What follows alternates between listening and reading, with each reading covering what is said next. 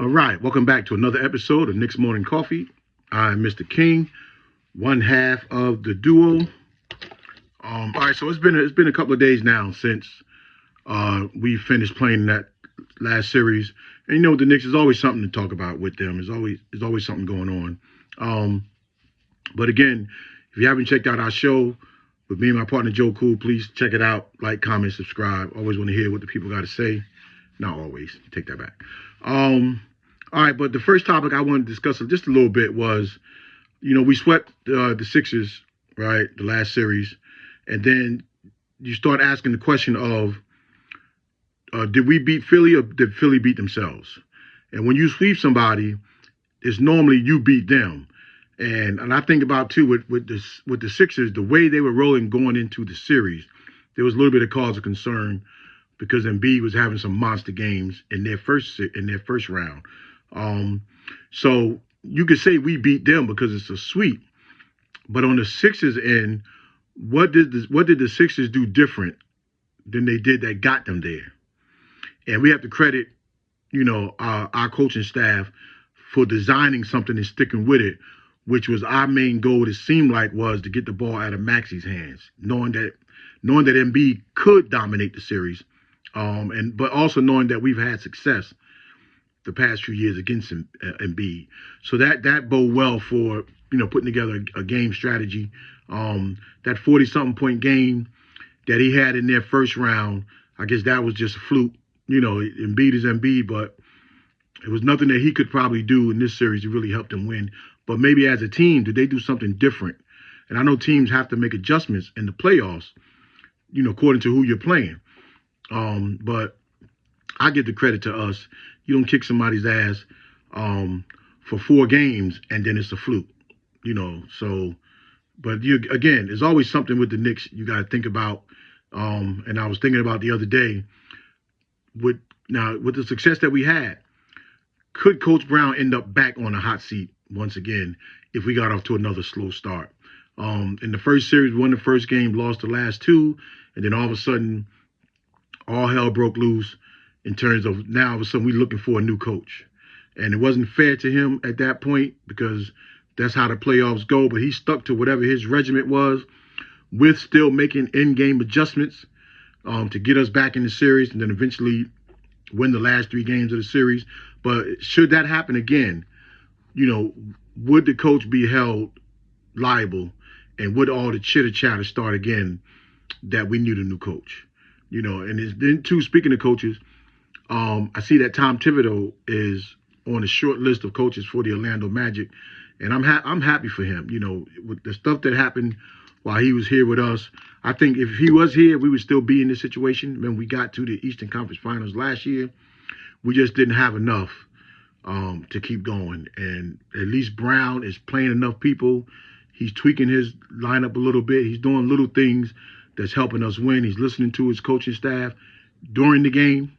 It's easy to go to a coach in hindsight and say, maybe we should try this. But the fact that you see Brown talking to his coaches sometimes, and particularly, Papa Brunson, you see him talking to him or talking to each other about certain things. He said he would do that in his press conference, if you remember. Brown said he would take input from the players through the course of the game because they're the ones out there. He would take input from his assistant coaches, that it's a team effort, and he's definitely showing that. Now, we know he could also be playing a whole lot of people because management, that could have been a stipulation with management. When we got you, we don't want to run our guys to the ground. But our guys still play heavy minutes, so let's don't get that twisted. The guys are out there a long time, but it's to the benefit of the team, not the detriment, like you might say last year with Tibbs. But again, knowing how the New York media is, if anything should go wrong in the next series, you bet you, fair or not, the question will be posed again, is Brown on the hot seat? And again, what we doing now and what Brown is doing, all we can do is tip our hat, to him, because it's dynamic. The city is buzzing, everybody's on fire just because of what the Knicks is doing. And when the Knicks is on fire, the whole city's on fire. So you got to love it. All right, another thing is like the Knicks injury report. Okay, we know about OG and the hamstring. Everybody in the league is pretty much banged up a little bit at this time. He didn't play our last two games in the series. Um, the hamstrings are tricky. They can feel good 1 minute, and then all of a sudden you could do one little thing to tweak it, and then it can go all the way sideways. But with the rest that he's able to get, we hoping that that's going to subside. They're saying that if game one, whenever it starts, he's ready for game one. I want him out there for game one, even if it's for limited minutes, just so that our rotations could stay intact. Brunson, he's been battling ankle injuries. It seems like every playoffs, Brunson got ankle injuries, but he fights through it. It's not harming his play. They're always going to knock him on his butt just because he's a little guy and he fearless going in down the middle and getting in there, and that just comes with the territory. But I don't think it's nothing that'll keep him out of a game. But again, the rest that he can get right now can only help him in that particular instance. But the bright side to that is the play of our reserve guards. I remember starting the playoffs saying, we got so many guards, somebody might be the odd man out. But I also believe that every one of our reserve guards had something to offer. And that everyone at some point through the case of the playoffs was going to contribute something to our victories. And then it started with the first series, early in the series, it started with Alvarado. When Brunson got in foul trouble, he came in, gave a spark, gave some nice relief, getting some steals, hitting some big threes, and running the team and pushing it. Not the typical point guard kind of push, but one that dragging our guys down the floor with him and finding an open man. So, he gave his contribution to this playoffs, even though we want more. Clarkson had several stints where he was able to get in there and get us some quick, easy buckets to relieve some of our starters. And even one of the games while the starters were out there, we leaned on them a little bit and give us some unorthodox shots, but also some unorthodox makes. So that's the kind of ability that Clarkson had. He could make something out of nothing. And then it was Shamit a few games ago, which I have been waiting for. Come in, knock down some serious threes, one after another, being in the right place at the right time when the driver, moving to the open area of the court with the driver so he can be seen. And then, of course, the one that everybody was waiting for to break out of his shell was Deuce. And Deuce put up some phenomenal numbers in that last game. His start of play in the beginning of the game is what sealed it for us. Brunson and Cat was doing their thing. Bridges came alive, but, that type of thing was, you couldn't ask for a better script for him to come alive when he did. Okay, another thing is now the biggest talk is, rest versus rust. And it's pros and cons, too, to both of those, as well, because every team needs rest. First, I want to say you'd rather be on this side than on the other side. You'd rather be resting than playing, waiting for the other team. But rest gives us a chance to get our injuries to heal. It gives us a chance to critique some of the things, to go over, game plans for either team that ends up in the conference finals.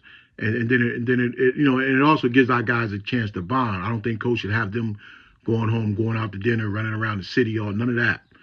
Stay locked in, practice in the morning, maybe a little some shoot arounds, later on. But everything should be about the playoffs right now. We got plenty of times to enjoy the family. Family should be behind us 100% of us being with the team, talking, scrimmaging, playing, dissecting, doing everything we got to do, to get ready for the next round. Now, the cons, though, obviously could be the rhythm.